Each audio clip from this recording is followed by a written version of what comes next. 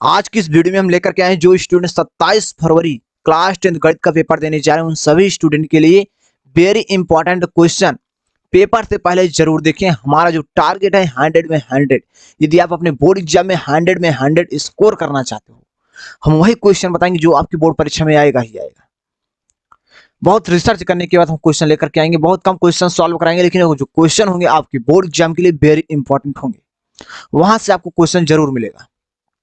तो चलिए हम इस क्लास को शुरू करते हैं। यदि आप बहुत कम समय में बेहतर मार्क्स प्राप्त करना चाहते हैं तो चैनल को सब्सक्राइब करके बेल नोटिफिकेशन पर आज सेलेक्ट कर लीजिए, जिससे कि हर नई क्लास का नोटिफिकेशन आपको बिल्कुल समय समय पर मिलता रहे। तो आइए हम इस क्लास को शुरू करते हैं। देखिए हमारा पहला क्वेश्चन है, वेरी इंपॉर्टेंट क्वेश्चन है, एमसीक्यू है। बहुविकल्पी क्वेश्चन से स्टार्ट कर रहे हैं। तो हमारा बहुविकल्पी पहला क्वेश्चन है, वेरी इंपॉर्टेंट क्वेश्चन। इस क्वेश्चन को आपको ध्यान से समझना है। बहुत ही आसानी से आप एक बार में सॉल्व कर पाओगे हम, क्योंकि एकदम बेसिक से समझाएंगे आपको। देखिए, किन्हीं दो संख्याओं का एलसीएम 60 तथा एचसीएफ 3 है। एक संख्या 12 है तो दूसरी संख्या होगी। आपसे दूसरी संख्या पूछ रहा है। हमारे एक फार्मूला होता है, दो संख्याओं का गुणनफल बराबर एचसीएफ गुणे एलसीएम। में हम लिखते हैं, इस सूत्र को आपको याद रखना है, बस आपका क्वेश्चन सॉल्व हो जाएगा। दो संख्याओं का गुणनफल गुणनफल बराबर होता है एचसीएफ गुणे एलसीएम। ठीक, जैसे कि यहाँ दो संख्या, आपको एक संख्या दी गई है, यानी कि पहली संख्या आपको दी गई है, दूसरी संख्या आपको ज्ञात करना है। तो आपको लिखना है, पहली संख्या लिख देना है, क्योंकि दो संख्याओं का गुणनफल, दोनों संख्याओं का आपको आपस में गुणा कराना हो। पहली संख्या आपकी 12 है और दूसरी संख्या आपको ज्ञात करना है, तो आपको लिखना है गुणे दूसरी संख्या। यहाँ देखिए आपका एचसीएफ है, एचसीएफ आपका 3 है, चलिए हम यहाँ 3 लिखते हैं। और आपका एलसीएम जो है 60 है, हम 60 लिखते हैं। ठीक, तो यहाँ आपका आ जाए 12 गुणे दूसरी संख्या, आपका आ जाएगा दूसरी संख्या। ठीक, इस प्रकार से देखिए क्षेत्रिक 18 आपका 180 आ जाएगा। यहां से जब हम दूसरी संख्या ज्ञात करेंगे, दूसरी संख्या यहाँ सिंपल कैलकुलेशन है भाई। यहाँ 180 बटा 12, क्योंकि इस साइड 12 गुणा कर रहा है, इस साइड आएगा तो भाग करेगा यहाँ। तो यहाँ आपका आ जाएगा 12, 12 कम 12, यहाँ है आपका 18, तो यहाँ आपको बचेगा 6। तो यहाँ 12 पंचे 60, यहाँ आपका आया 15। तो यहाँ देखिए दूसरी संख्या जो होगी हमारी 15 होगी। तो यहाँ आपका इसमें विकल्प नंबर सेकंड ऑप्शन आपका इसमें राइट हो जाएगा। ये जो क्वेश्चन है वेरी इंपॉर्टेंट क्वेश्चन है। आपकी बोर्ड परीक्षा में इस प्रकार से एक ना एक क्वेश्चन आपको देखने को मिलेगा ही मिलेगा। चलिए हम देखते हैं क्वेश्चन नंबर 2 को। देखिए ये क्वेश्चन नंबर 2 है, बहुत ही सिंपल क्वेश्चन है, लेकिन वेरी इंपॉर्टेंट क्वेश्चन है। देखिए, एक शून्यतर परमेय संख्या और एक अपरमेय संख्या का गुणनफल होता है। अब शून्यतर परमेय संख्या किसे कहते हैं? ऐसी संख्या जो शून्य ना हो, जैसे 2, 3, 4, 5। ये सारी संख्याएं क्या है? हमारी शून्यतर परमेय संख्या है। 2, 3, 4, 5 ये शून्य नहीं है। जो शून्य ना हो हमारी क्या होती है? शून्यतर परमेय संख्या होती है। आगे कह रहा है देखिए, और एक अपरमेय संख्या का गुणनफल। अपरमेय संख्या हमारी होती है √3, √5, √2। जो अंडर रूट के अंदर हमारी संख्या होती है, हमारी अपरमेय संख्या होती है। वो आपसे कह रहा है यहाँ एक शून्यतर परमेय संख्या और एक अपरमेय संख्या। ये आपकी शून्यतर परमेय संख्या ऐसी संख्या जो शून्य ना हो, और एक अपरमेय संख्या का गुणनफल आपसे पूछ रहे हैं। इन दोनों का आपको गुणा कराना है। तो चलिए हम इन दोनों का गुणा कराएंगे। मान लेते हैं यहाँ से हम 2 का गुणा कराते हैं, यहाँ से हम 2 लेते हैं और यहाँ से √3। इन दोनों का हम गुणा कराते हैं तो देखिए हमारा प्राप्त हो 2 √3 प्राप्त हो रहा है। चलिए यहाँ से मैंने 3 ले लिया और यहाँ से हम √5 लिया, इन दोनों का गुणा कराया तो देखिए हमारा यहाँ 3 √5 प्राप्त हुआ। अब देखिए इसमें अंडर रूट आ रहा है, इसमें भी अंडर रूट है, इसमें भी अंडर रूट है। तो जैसा कि आप जानते हैं कि जिसमें अंडर रूट होता है सदैव अपरमेय संख्या होती है। तो यहाँ का पहला ऑप्शन राइट हो जाए, सदैव अपरमेय संख्या प्राप्त होगी। ठीक, इसमें आपका पहला ऑप्शन राइट है। एक शून्यतर परमेय संख्या और एक अपरमेय संख्या का गुणनफल सदैव अपरमेय संख्या होती है। ठीक, इस प्रकार से आपका क्वेश्चन नंबर 2 कंप्लीट हुआ। वेरी इंपॉर्टेंट क्वेश्चन है। देखिए क्वेश्चन नंबर 3, रेखा युग्म समीकरण x + 2y - 5 = 0, 4x + 8y - 20 = 0 के हल होंगे। आपका इसका पूछ रहा है हल होंगे, कौन सा हल होगा? तो सबसे पहले हम इसके बारे में सबसे पहले आपको यहाँ बता देना चाहते हैं कि जो हमारा यहाँ समीकरण है, जो आपका पहला समीकरण, इसकी तुलना आपको करना होगा a1x + b1y + c1 = 0 से। इसकी तुलना आपको करना होगा a2x + b2y + c2 = 0 से। चलिए हम यहाँ लिख देते हैं, इसकी तुलना आपको करना a1x + b1y + c1 = 0 से। इसकी तुलना आपको करना है a2x + b2y + c2 = 0 से। ठीक, इसकी तुलना आपको करना है। अब देखिए यहाँ हम आपको समझाते हैं। देखिए जब हम इसकी तुलना करेंगे, यहाँ देखिए इसके सामने एक माना जाएगा, तो यहाँ देखिए एक्स एक्स है, और यहाँ देखिए a1 के सामने, a1 के स्थान पर इसमें क्या है 1 है, तो यानी कि आपका a1 का मान जो है 1 हो जाएगा। और यहाँ देखिए y है, यहाँ भी y है, और यहाँ देखिए b1 है, यहाँ b1 के स्थान पर इसमें 2 है, तो यहाँ यानी कि b1 का मान आपका 2 हो जाएगा। इसी प्रकार से यहाँ आपका C1 के स्थान पर इसमें -5 है, यानी कि C1 का मान -5 आपका हो जाएगा। इसी प्रकार से यहाँ हम सॉल्व करेंगे, तो यहाँ हमें A2 का मान 4 मिल जाएगा, और उसके बाद B2 का मान 8 मिल जाएगा, और C2 का मान मिल जाएगा -20। ठीक, अब आपको यहाँ सबसे पहले ज्ञात कर लेना है, क्या ज्ञात करना होगा, A1 बटा A2 आपको ज्ञात करना है। और उसके बाद यहाँ पहले इस चीज को हम समझ लेते हैं तो ज्यादा क्लियर हो जाएगा। यहाँ आपसे पूछ रहा है केवल एक अद्वितीय हल है, कब अद्वितीय हल होता है इस चीज को हम समझेंगे। अपरिमित रूप से अनेक है, कब हम इस चीज को, इस कंडीशन को हम समझेंगे। कोई हल नहीं, दो हल है, इस चीज को हम एकदम पूरा बेहतरीन तरीके से समझते हैं। यहाँ यदि दूसरा क्वेश्चन आएगा तो भी आप सॉल्व कर पाओगे, लेकिन पहले आप उसके बेसिक पॉइंट को समझो। देखिए यहाँ अनुपातों की तुलना, आलेखीय भी निरूपण है, बीजगणितीय व्याख्या और संगीता। देखा, सबसे पहले आपको यहाँ समझना है इस चीज को। देखिए जब A1 बटे A2, ध्यान समझिएगा, जब A1 बटा A2 बराबर नहीं है B1 बटे B2, तो हमारा क्या होगा, प्रच्छेदित रेखाएं होंगी, यानी कि अद्वितीय हल होगा। क्या होगा, अद्वितीय हल होगा, निकाय संगति होगा। तीन कंडीशन बनेंगे, एक तो प्रच्छेदित रेखा है, एक अद्वितीय, और निकाय संगत। हम तीनों चीज कह सकते हैं। ठीक, अब जैसे A1 बटे A2 बराबर है B1 बटे B2 बराबर है C1 बटे C2, तो संपाती रेखाएं हम बोल सकते हैं, या अनंत हल है, या हम कह सकते हैं अपरिमित रूप से अनेक हल है, या निकाय संगति है। ठीक, लेकिन जब A1 बटे A2 बराबर है B1 बटे B2 बराबर नहीं है C1 बटा C2, समांतर रेखा होंगी, कोई हल नहीं होगा, निकाय असंगति होगा। चलिए हम यहाँ क्लियर कर देते हैं इस चीज को, पहले आप ध्यान समझिएगा। अब यहाँ ध्यानपूर्वक देखिए, यहाँ मैंने A1 का मान ज्ञात किया हूँ, और B1 C1 का मान, और यहाँ A2 B2 C2 का मान। यहाँ से हम ज्ञात करेंगे A1 बटा A2। अब देखिए A1 का मान 1 है, और B1 का मान, सॉरी, A1 का मान 1 है, और A2 का मान 4 है। उसके बाद यहाँ B1 बाई B2 हो जाएगा, तो यहाँ B1 का मान जो है 2 है, और B2 का मान 8 है। ठीक, तो यहाँ हमारा आ जाएगा 2 एकम 1, 2 चौका 8 हो जाएगा। उसके बाद यहाँ हमारा C1 बाई C2।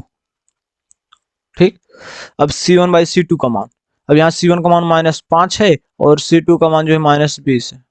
माइनस से माइनस कैंसिल, 5 एकम 5, 5 चौक 20। तो यहाँ देख सकते हैं A1 बटा A2 का मान जो है 1/4 है, और B1 बटा B2 का मान 1/4 है, C1 बटे C2 का मान 1/4 है, यानी कि आपका हो गया A1 बटा A2 बराबर है B1 बटा B2 बराबर है C1 बटा C2, किसके बराबर है, 1/4 के बराबर है। मतलब अपरिमित रूप से अनेक हल होंगे। क्या होगा, अपरिमित रूप से अनेक हल होंगे। इसमें आपका बी ऑप्शन राइट है। ठीक, क्योंकि देखिए इसमें तीनों मान बराबर है, जब तीनों मान बराबर होते हैं, देखिए अपरिमित रूप से अनंत हल होते हैं, यानी कि अपरिमित रूप से अनेक हल होंगे। ठीक, अब चलिए हम पढ़ते हैं नेक्स्ट क्वेश्चन की ओर। देखिए क्वेश्चन जो है वेरी इंपॉर्टेंट क्वेश्चन है। ऐसे क्वेश्चन आपकी बोर्ड परीक्षा में हर साल पूछे जाते हैं, इस बार भी पूछे जाएंगे, तो क्वेश्चन को ध्यानपूर्वक समझना है। देखिए वह सबसे बड़ी संख्या जिससे 70 और 125 को विभाजित करने पर क्रमशः शेषफल 5 और 8 प्राप्त हो, वो कौन सी सबसे बड़ी संख्या इन चारों में से, इन चारों में से कौन सी जो सबसे बड़ी संख्या है, जिससे कि हम 70 को विभाजित करें और 125 को विभाजित करें। 70 को विभाजित करें तो शेषफल हमारा 5 प्राप्त होना चाहिए, और 125 को विभाजित करने पर हमें शेषफल 8 प्राप्त होना चाहिए। और इसमें से ऐसी कौन सी संख्या जिससे कि हम विभाजित करें शेषफल 5 और 8 प्राप्त हो। यहाँ देखिए सबसे पहले हम 13 से विभाजित करेंगे, 13 से 70 को। देखिए 13 से हम भाग देंगे 70, विभाजित का मतलब भाग करना। ठीक, देखिए 13 बचे 65, यहाँ आपका आ जाएगा 65, यहाँ घटाने के बाद 5 प्राप्त हुआ। देखिए मैंने भैया 13 से भाग दिया 70 में, तो हमें शेषफल 5 प्राप्त हो गया, तो यहाँ शेषफल 5 कह रहा था, शेषफल 5 प्राप्त हुआ। हम 13 से भाग देकर चेक करते हैं 125 में शेषफल कितना प्राप्त होता है। तो यहाँ 13 से हम भाग देंगे 125, 13 9 117, यहाँ घटाने के बाद आपका 8 आया, यानी कि 13 से भाग देने पर, 13 से भाग देने पर 70 और 125 को हमारा शेषफल जो है 5 और 8 प्राप्त होगा। इसमें आपका विकल्प नंबर पहला ऑप्शन आपका राइट है। हम समझते हैं कि सारे क्वेश्चन आपको काफी बेहतर तरीके से समझ में आ रहा होगा। तो समझ में आ रहा है तो वीडियो को शेयर करिए जरूर अपने दोस्तों के पास। चलते हैं हम आगे बढ़ते हैं, क्योंकि हम स्टेप बाय स्टेप सारे कॉन्सेप्ट को क्लियर करेंगे। देखिए हमारा क्वेश्चन नंबर 5, ये भी वेरी इंपॉर्टेंट क्वेश्चन है। देखिए 3 के प्रथम 5 गुणाजों का योग, कितना आसान क्वेश्चन है, लेकिन स्टूडेंट समझ ही नहीं पाते। क्वेश्चन को समझिए पहले। देखिए यहाँ 3 के प्रथम 5 गुणाजों का योग। अब 3 का पहला गुणाज है, यानी कि 3 गुणे 1, 3 का दूसरा गुणाज है 3 गुणे 2, 3 का तीसरा गुणाज है 3 गुणे 3, 3 का चौथा गुणाज है 3 गुणे 4, 3 का पांचवा गुणाज 3 गुणे 5। ठीक, अब इन सारी चीज का हम टोटल करेंगे। देखिए पहले इसको लगे 3 1 कम यहाँ आपका 3 3 दूनी 6 आ जाएगा, उसके 3 त्रिक का 9 आ जाएगा, 3 चौक 12 हो जाएगा, 3 पचे 15 आ जाएगा। ठीक, हम इन सारी चीज को आपस में जोड़ दें। देखिए 6 3, देखिए 3 में 6 जोड़े तो 9 हो जाएगा, 9 9 18, 18 में हम 12 जोड़े तो हमारा हो जाएगा 30, 30 में 15 जोड़े तो हो जाएगा 45। आपका आया 45, यानी कि आपका पहला ऑप्शन राइट है। इसमें 3 के प्रथम गुणाजों का योग कह रहा है। क्या कह रहा है? योग। योग मतलब इन सारी चीज को आपको जोड़ना है। 3 के प्रथम 5 गुणाज आपको मिले और इसको आपको जोड़ना है, क्योंकि यहाँ योग पूछ रहा है। तो इन सारी चीज को जोड़ने के बाद आपको 45 मिलेगा, तो ये आपका 45 आपका राइट है, पहला विकल्प। अब यहाँ क्वेश्चन नंबर 6 को समझना वेरी इंपॉर्टेंट क्वेश्चन है। इस क्वेश्चन को ध्यानपूर्वक देखिएगा, ये कॉन्सेप्टुअल क्वेश्चन है। देखिए, द्विघात समीकरण 2x square minus 4x plus 3 बराबर 0 के बारे में निम्न कथनों पर विचार कीजिए। ठीक, यहाँ देखिए पहले ऑप्शन को आपको ध्यानपूर्वक समझना है। क्या ऑप्शन कह रहा है? देखिए, दिए गए समीकरण के विविक्तिकर शून्य से कम है, तो इसका सबसे पहले आपको विविक्तिकर ज्ञात करना होगा। क्या ज्ञात करना होगा? विविक्तिकर ज्ञात करना होगा। अब विविक्तिकर ज्ञात करने के लिए जो आपको समीकरण दिए, समीकरण की आपको तुलना कर देना है किससे? A x square plus b x plus c equal to 0 से। तो चलिए हम इसकी जब तुलना करेंगे तो हमें मिल जाएगा ए का मान मिल जाएगा 2, और जो बी का मान मिलेगा -4 और सी का मान मिलेगा 3। तो हम लिख देते हैं ए का मान जो मिलेगा हमें यहाँ से 2, ए के स्थान पर इसमें 2 है, यानी कि ए का मान 2, और बी का जो मान हमें मिलेगा देखिए -4 मिलेगा। ठीक, और सी का मान जो मिलेगा 3 मिलेगा। चलिए सी का मान जो मिलेगा 3 मिलेगा। अब यहाँ विविक्तिकर ज्ञात करना है। विविक्तिकर ज्ञात करने के लिए डी बराबर हमारा विविक्तिकर कौन लिखते हैं? डी से डी बराबर हमारा सूत्र होता है बी स्क्वायर माइनस 4ac। तो यहाँ देखिए डी यानी कि विविक्तिकर है, आपका यहाँ विविक्तिकर ज्ञात करना है। यहाँ बी का मान क्या है? बी का मान हमें -4 है, तो हम लिखेंगे -4 का होल वर्ग -4 गुणे ए का मान हमें 2 मिला है। देखिए ए के स्थान पर इसमें 2 है, यानी कि ए का मान 2 है, तो यहाँ 2 गुणे सी का मान 3 है, हम लिखेंगे 3। तो हमारा डी इक्वल टू आ जाएगा, देखिए 4 चौक 16 आ जाएगा, क्योंकि -4 गुणे -4 करेंगे तो यहाँ देखिए 4 चौक 16, माइनस का गुणे जब माइनस में होता है तो प्लस बन जाता है, आपका 16 आएगा। ठीक, अब 4 दूनी 8 त्रिक 24 यहाँ आपका आ जाएगा, तो यहाँ डी आपका आ जाएगा। देखिए यहाँ आपका डी हम घटाएंगे तो यहाँ आपका -8 है। अब डी का मान -8 है, यानी कि जो डी का मान है काल्पनिक मान है। ठीक, तो यहाँ समझते हैं पहले इस चीज को। यहाँ देखिए दिए गए समीकरण, देखिए दिए गए समीकरण विविक्तिकर शून्य से कम है, शून्य से कम है। जो ऋणात्मक मान है, देखिए डी का ऋणात्मक मान है, जो ऋणात्मक मान होता है हमेशा शून्य से कम होता है। ठीक, यानी कि आपका इसमें पहला ऑप्शन राइट है। और आगे देखिए समीकरण, देखिए समीकरण के कोई मूल वास्तविक नहीं है। देखिए भाई इसका कोई मूल वास्तविक नहीं, काल्पनिक मूल है। ठीक, जिसमें माइनस होता है उसे हम काल्पनिक मूल बोलते हैं। जैसे कि जो मान धनात्मक होते हैं, जैसे हमारा 2 आया, जैसे 8 आया होता है, हमारा क्या होता है? मूल वास्तविक होता, लेकिन ये ऋणात्मक है, इसलिए हमारा क्या हो जाए? मूल वास्तविक नहीं है। इसमें आपका ए और बी दोनों ऑप्शन राइट है। चलिए यहाँ देखिए सी में क्या कह रहा है? समीकरण के विविक्तिकर शून्य, भाई इसका विविक्तिकर शून्य नहीं है, देख सकते हैं इसका विविक्तिकर -8 है, इसलिए आपका तीसरा ऑप्शन इसमें सही नहीं है। ठीक, समीकरण के मूल वास्तविक है, भाई इसका मूल वास्तविक नहीं काल्पनिक, इसलिए ये भी गलत। इसमें आपका ए और बी सही है, यानी कि आपका इसमें पहला ऑप्शन राइट होगा, ए और बी सही है। ठीक, तो हम समझते हैं कि यह क्वेश्चन आपको काफी बेहतर तरीके से समझ में आया होगा। तो चलिए हम बढ़ते हैं नेक्स्ट क्वेश्चन की ओर। देखिए क्वेश्चन नंबर 7 को ध्यानपूर्वक समझिए। क्वेश्चन नंबर 7 जो है आपकी बोर्ड परीक्षा के लिए वेरी इंपॉर्टेंट क्वेश्चन है, वेरी इंपॉर्टेंट क्वेश्चन है। ठीक, चलिए ए ओ बी सी एक आयत है जिसके 3 शीर्ष ए 03 और ओ 03 और बी 50 है, इसका विकर्ण है। इसका आपसे विकर्ण पूछ रहा है। चलिए ये हम इस चीज को समझते हैं। जैसे कि हम मान लेते हैं आपका एक आयत है। ठीक, अब एक आयत है, इसके आपको 3 शीर्ष दिए गए हैं। क्या है? आपको दिया इसके 3 शीर्ष ए ओ बी सी, आपको 4 शीर्ष दिए ए ओ बी सी। ठीक, आपको दिए। अब जिसके 3 शीर्ष के निर्देशांक आपको दिए गए हैं, एक शीर्ष के निर्देशांक 03 और दूसरे शीर्ष का निर्देशांक आपको ओ का 03 और बी का आपको दिया गया है 50। ठीक, अब आपसे इसका विकर्ण पूछ रहे हैं। जो हमारा विकर्ण बनेगा ऐसा ही विकर्ण बनता है हमारा, तो इस विकर्ण को हम नहीं लेंगे क्योंकि इसके निर्देशांक दिए नहीं गए हैं। ठीक, तो इस विकर्ण से आपसे लंबाई पूछ रहा है, इस विकर्ण की। ठीक, अब इस विकर्ण की लंबाई आपको बताना है। तो हम मान लेते हैं एक बिंदु आपका ए है, एक बिंदु आपका ए है और एक बिंदु आपका बी है। इन दोनों बिंदुओं के बीच की दूरी आपसे पूछ रहा है।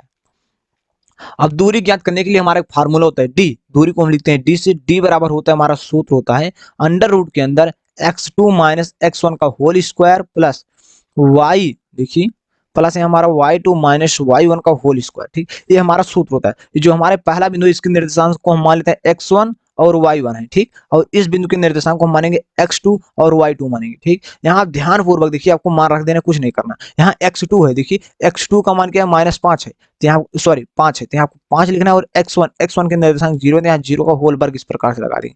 यहाँ इसी प्रकार से y2 है, y2 का मान 0 है, माइनस y1 का मान यहाँ 3 है, तो यहाँ हम लगाएंगे ब्रैकेट स्क्वायर। अब देखिए, यहाँ देखिए हम 0 करें तो हमारा 5 का वर्ग आ जाएगा, उसके बाद यहाँ हमारा 3 का वर्ग आ जाएगा, ठीक। अब देखिए, जैसे कि हम इसे सॉल्व करेंगे, यहाँ फाइनली पूरा यहाँ हम सॉल्व कर देते हैं। देखिए 5 25 आ जाएगा हमारा, उसके बाद 3 3 का 9, अंडर रूट लग जाएगा, इन दोनों को जोड़े तो हमारा अंडर रूट 34 आएगा। इसमें आपका विकल्प नंबर सेकंड ऑप्शन आपका इसमें राइट होगा, सेकंड ऑप्शन अंडर रूट 34 आपका इसमें राइट है। हम समझते हैं कि यह क्वेश्चन आपको काफी बेहतर तरीके से समझ में आए। सारे क्वेश्चन को एकदम बेसिक से शुरू कर रहे हैं और बिल्कुल एडवांस तक चल रहे हैं, हर एक कॉन्सेप्ट को क्लियर कर रहे हैं, जिससे कि आपके अंदर डाउट ना आए। तो तैयारी को बेहतर करिए और बोर्ड एग्जाम में 100 में 100 स्कोर करिए। देखिए क्वेश्चन नंबर 8 देखिए, यदि समीकरण एक्स स्क्वायर प्लस के एक्स माइनस 5/4 बराबर 0 के एक मूल 1/2 है, तो के का मान आपसे पूछ रहा है। यानी कि आपको x का मान जो है दिया गया है, x का मान आपको 1/2 दिया गया है, और उसके बाद आपसे कह रहा है के का मान। इसमें इस समीकरण में से आपको के का मान ज्ञात करना है। तो जो आपका समीकरण एक्स स्क्वायर प्लस के एक्स है, उसके बाद -5/4 है, तो यहाँ आपको x के स्थान पर क्या रखना है, 1/2 रख देना है, इक्वल टू यहाँ 0 है, ठीक। तो हम 1/2 रखेंगे तो हमारा होल वर्ग हो जाएगा, उसके बाद फिर प्लस यहाँ देखिए 1/2 रखेंगे तो हमारा k/2 हो जाएगा, ठीक। क्योंकि इसके नीचे में हम 1 लिख सकते हैं, x के स्थान पर मैंने रख दिया, तो यहाँ आपका 1/2 आ जाएगा, -5/4 इक्वल टू 0। तो यहाँ आपका आ जाएगा 1/4, क्योंकि एक का स्क्वायर करें तो 1 है, 2 का स्क्वायर तो 4 हो जाएगा, तो यहाँ आपका आ जाएगा k/2, उसके बाद -5/4 इक्वल टू 0। तो यहाँ हम सॉल्व करते हैं, यहाँ x का मान जो हमारा 1/2 है, यहाँ दिया गया है, ठीक। अब चलिए इस चीज को हम जैसे सॉल्व करेंगे तो हमारा आ जाएगा k/2। यहाँ देखिए k/2 को हम इस साइड रखेंगे, बराबर देखिए बराबर के इस साइड भेजेंगे -5/4 को। यहाँ देखिए बराबर 0 है ना, हम बराबर के इस साइड भेजेंगे -5/4 को, तो इस साइड माइनस, इस साइड प्लस हो जाते हैं, आपका आ जाएगा 5/4। अब देखिए इस साइड जो है प्लस है, इसके सामने प्लस माना, ये प्लस है, तो इस साइड बराबर के इस साइड अगर ये बराबर के इस साइड है तो माइनस हो जाते हैं, आपका आ जाएगा -1/4। यहाँ हम घटाएंगे k/2 आ जाएगा। यहाँ देखिए हर तो समान है, यहाँ 4 है, यहाँ 4, तो आपका 4 आएगा, और 5 - 1 हो जाएगा। यहाँ घटाने के बाद आपका 4/4 आएगा, 4 से 4 कैंसिल, यानी कि 1/1 आया, ठीक। तो यहाँ k/2 इक्वल टू 1/1। हम इसका 1 से इसमें गुणा करेंगे, 1 से इसमें गुणा करेंगे, 1 से हम k में गुणा करेंगे तो आपका k ही होगा, और 2 से 1 में गुणा करेंगे तो आपका 2 होगा, यानी कि k का मान आपको 2 मिल गया। इसमें आपका पहला ऑप्शन राइट है, इसमें आपका पहला ऑप्शन राइट है। यदि आप ध्यान पूर्वक समझते हैं, मैंने काफी स्पीड से समझाया हूं, लेकिन हर एक कॉन्सेप्ट को क्लियर कराया हूं, तो हम समझने की क्वेश्चन आपको काफी बेहतर तरीके से समझ में आया। यदि आपके अंदर किसी प्रकार का डाउट हो रहा है तो आप कमेंट करिए, क्योंकि आपके पास समय कम है। हम और बेहतरीन तरीके से जिस प्रकार से आप कमेंट करेंगे उस हिसाब से क्लास बनाएंगे। देखिए हमारा क्वेश्चन नंबर 9 है। ये जो हमारे क्वेश्चन है 1 मार्क्स में और 2 मार्क्स में दोनों में काम करेंगे। एक क्वेश्चन आपके वो विकल्पी में भी आ सकते हैं और 2 मार्क्स में। देखिए जैसे कि आपका एक क्वेश्चन है AOBC एक आया है, जिसके 3 सेट्स A03 और O03 और B 5 और 0 इसका विकर्ण है। ये 2 मार्क्स में क्वेश्चन आपसे पूछ सकता है और आपको विकल्प नहीं देगा, ठीक। तो भी आपको क्वेश्चन को सॉल्व करना है। तो यहाँ देखिए हम क्वेश्चन नंबर 9 को समझते हैं। देखिए दो त्रिभुज समरूप होते हैं। अब दो त्रिभुज समरूप कब होते हैं, इस चीज को आपको बताना है। दो त्रिभुज समरूप होते हैं किस कंडीशन में हमारे त्रिभुज होते हैं, समरूप होते हैं, ये आपसे पूछ रहा है। जब उनके संगत कोण बराबर होते हैं और उनकी संगत भुजाएं एक ही अनुपात में होते हैं, यानी कि समानुपाती हैं, तो हमारे दो त्रिभुज क्या होते हैं, समरूप होते हैं। तो चलिए हम समझते हैं। जैसे कि ए आपका पहला त्रिभुज है, इसमें ए जो कोण है 60 अंश का है, इसका नाम हम देते हैं ABC। ये हमारा है त्रिभुज PQR, ठीक। अब जैसे इसमें जो बी कोण है हमारा 60 अंश का है, तो इसमें क्यू कोण भी 60 अंश का होगा। इसमें जो हमारा ए कोण है 60 अंश का है, तो इसमें पी कोण भी 60 अंश का होगा। इसमें सी कोण अगर 60 अंश का है तो हमारा आर कोण भी 60 अंश का होगा। मतलब जैसे ए पी के बराबर हो, बी जो हमारा क्यू के बराबर हो, सी हमारा आर के बराबर हो, और जो हमारी ए भुजा है इसके अनुपात में है। देखिए ए भुजा छोटी, ए भुजा बड़ी, लेकिन एक ही अनुपात में है, एक ही जैसा है, ठीक। इसलिए एक ही अनुपात में है, यानी कि समानुपाती। ए भुजा जो हमारी है इसके अनुपात में है, ठीक। और जो हमारी तीसरी भुजा है इसके अनुपात में है, ठीक, इसके अनुपात में है। तो आप समझ सकते हैं इसके संगत कोण आपस में बराबर हैं और इसकी संगत भुजाएं एक ही अनुपात में है, एक ही जैसा है। तो इसके इसमें आपका जो विकल्प राइट होगा, इसके संगत कोण बराबर है भैया और इसकी संगत भुजाएं एक ही अनुपात में है, यानी कि उपयुक्त में दोनों। इसमें आपका विकल्प नंबर तीसरा राइट हो जाएगा, क्योंकि दोनों की जो भुजा है सेम है और कोण भी बराबर है, ठीक। इसलिए उपयुक्त में दोनों सही है। यहाँ आपका है क्वेश्चन नंबर 10। देखिए वेरी इंपॉर्टेंट क्वेश्चन है आपकी बोर्ड एग्जाम के लिए, ध्यान पूर्वक देखिएगा, ठीक।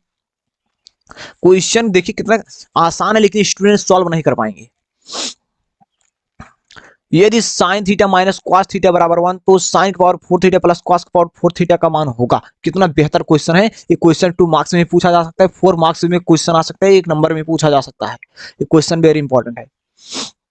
देखिए यहाँ आपको दिया है sine theta minus cos theta बराबर 1 और आपको तो आपसे पूछा है साइन की पावर 4 थीटा प्लस कॉस की पावर 4 थीटा का मान। तो यहाँ आपको नोट करना है सबसे पहले जो आपको दिया है, यहाँ आपको दिया है sine theta minus cos theta equal to 1 आपको दिया गया है। कुछ नहीं करना, जो आपको ये दिया गया आपको इसका स्क्वायर कर देना है, दोनों पक्षों का वर्ग कर देना है। तो यहाँ दोनों पक्षों का वर्ग इस प्रकार से करेंगे। ठीक, आप यहाँ लिख सकते हो दोनों पक्षों का वर्ग करने पर, उसके बाद फिर से यहाँ आप नीचे वर्ग लगा सकते हो, आप डायरेक्ट इस प्रकार से कर सकते हो। ठीक, तो यहाँ जैसे हम इसे सॉल्व करेंगे, हमारा a square minus b square का सूत्र होता है ए माइनस बी का, a square minus b square का सूत्र होता है a square plus b square minus 2ab होता है। ठीक, जब यहाँ हम सॉल्व करें तो हमारा आ जाए sine square theta plus cos square theta minus 2 sine theta into cos theta equal to 1 आ जाएगा। ठीक, अब यहाँ हमारा एक जो फार्मूला होता है आपको हम बता देना चाहते हैं, sine square theta plus cos square theta equal to 1 होगा। यदि आपने अपने बुक को खोल कर पढ़ा है तो आपको पता होगा sign square theta plus cos square theta बराबर 1 होगा। यदि नहीं पता है तो अभी से पता कर लो, जान लो। और यहाँ देखिए 2 sine theta into cos theta है ना, तो हमारा एक सूत्र होता है साइन 2 थीटा बराबर सूत्र होता है 2 sine theta into cos theta. यहाँ ये 2 है। ठीक, 2 साइन थीटा बराबर सूत्र होता है 2 sine theta into cos theta. यहाँ देखिए sine square theta plus cos square theta है minus 2 sine theta into cos theta बराबर 1 है। तो यहाँ sine square theta plus cos square theta के स्थान पर हम लिखेंगे, क्या लिखेंगे, 1 लिखेंगे। यहाँ हमारा आ जाएगा 1। यहाँ minus 2 sine theta into cos theta है, अब minus 2 sine theta into cos theta है, तो यहाँ माइनस लाए 2 sine theta into cos theta के स्थान पर हम लिखेंगे 2 साइन थीटा। यहाँ हमारा साइन 2 थीटा आ जाएगा इक्वल टू 1। यहाँ देखिए यहाँ आपका आ जाएगा माइनस साइन 2 थीटा। देखिए यहाँ -1 है, यहाँ 1 है, इस जो इस साइड जो 1 है इसको हम बराबर इस साइड लेंथ हमारा ये भी -1 हो जाएगा। ये इस साइड माइनस साइन 2 थीटा बराबर की इस साइड है तो साइन 2 थीटा हो जाएगा। ठीक, अब यहाँ देखिए साइन 2 थीटा हो जाएगा, तो हम इस चीज को सॉल्व कर लेते हैं, इस चीज को हम मिटा देते हैं यहाँ से। इस चीज को आप नोट कर लीजिए क्योंकि इंपॉर्टेंट है, कॉन्सेप्ट है। अब यहाँ देखिए हम घटाएंगे तो हमारा 0 आ जाएगा बराबर यहाँ आपका साइन 2 थीटा आ जाएगा। ठीक, हम इसको इस प्रकार से लिख सकते हैं साइन 2 थीटा इक्वल टू 0 लिख सकते हैं। अब यहाँ देखिए तो साइन के पद में इस 0 को हमें साइन के पद में चेंज करना होगा, तो जो हमारा साइन 0 का मान जो होता है 0 अंश होता है, तो हम लिख सकते हैं इसके स्थान पर 0 के स्थान पर साइन 0। यहाँ हमारा साइन से साइन कैंसिल हो जाएगा, यहाँ हमारा 2 थीटा इक्वल टू 0 आ जाएगा। ठीक, तो यहाँ हमारा थीटा इक्वल टू आएगा, देखिए इस साइड 2 गुणा करेगा, इस साइड भाग करेगा, तो हम जब 0 में 2 से भाग करेंगे तो हमारा क्या आएगा, 0 आएगा। यहाँ आपका थीटा की जो वैल्यू मिली 0 मिला, क्या है, थीटा का मान जो मिला आपको 0 मिला।